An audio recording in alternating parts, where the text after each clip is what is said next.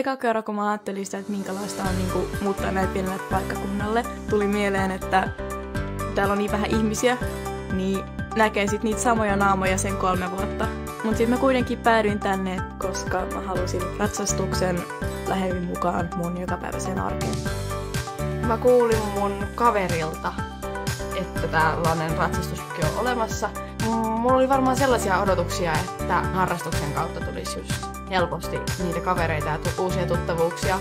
No Satulateatteri on aika merkittävä osa tätä lukiota. Se on semmoinen pieni lukion teatteri, joka tekee vuosittain aina yhden produktion, missä on koko lukiosta noin 2/3. Suurin osa on mukana tekemässä sitä. Satulateatterin kautta tutustuu tosi paljon laulaa jonkun laulun jonkun tietyn ihmisen kanssa.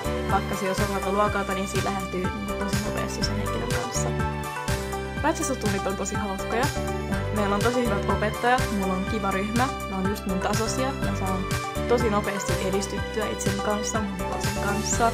Yhteisenkin korostuu just siinä, että tavallaan lisää sitä motivaatiota ja tavallaan vapaa-ajan tekemistäkin hevosharrastuksen kautta. Ja sitten just kun me järjestetään niin kuin yhdessä koulun ohella ratsastukseen liittyviä juttuja, se on niin kuin myös sitä niin kuin tärkeää niin kuin sille harjalle, että se on niin kuin muutenkin kuin sitä opiskelua.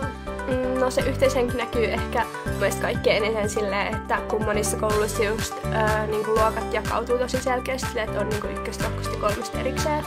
Mutta mun mielestä täällä on tosi silleen tavallaan solivasti keskenään. Sä oikeasti pystyt niinku olemaan ihan kaikkien kaveria, vaikka ruokalla sä voit mennä ihan kenen vaan viereen istumaan ja jutella niinku ihan jokaiselle.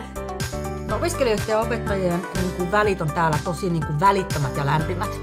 Ja ne on ihan siis niinku vilpittömällä tavalla. Et se on niinku ihan selkeästi pienen lukion niinku mahdollisuus ja ansio, että kun sä kerran tunnet ne oppilaat. Täällä on nimenomaan just se, että moni on tullut muualta jopa pääasiassa sen takia, että on halunnut niinku siihen semmoiseen ympäristöön, missä voi tavallaan olla oma itsensä ja vähän niinku aloittaa alusta 16-vuotiaana. Ja sitten pienellä paikkakunnalla voi ensin tuntua, että apua, mutta sitten yhtäkkiä tajuaa, että tässä on kaikki lähellä. Ja sitten täällä on aika hävyttömän kaunista.